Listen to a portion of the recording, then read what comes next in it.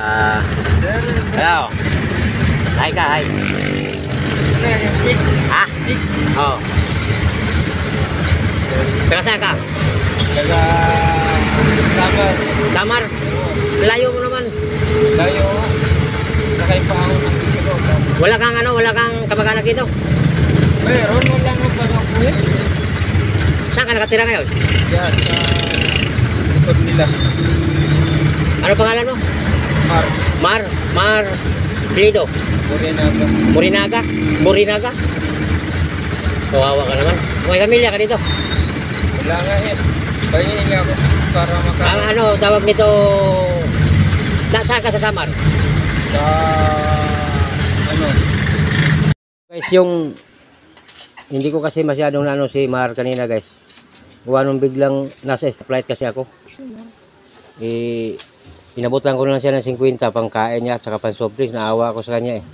Kung sino man palang nakakilala kay Mar, taga Calbayog daw siya, Samar. Ang pangalan niya Mar Burinaga. Apelyido. Andiyan siya sa stoplight ng Binyan Laguna guys, ano, palaboy-laboy. Para taong krasa na siya eh. Tawag nito sa may Olivares.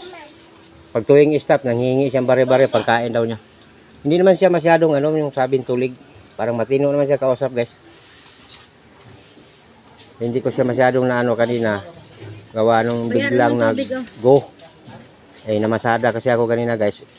Ganun lang talagang kinaya ko maiabot sa kanya. Gawa nung wala akong panakay galing ko San Pedro. Kaya ulitin ko no, kung sino mang kamag-anak sa diyan sa Calbayog, Samar. Andito lang si Mar Burinaga sa Binyan Laguna.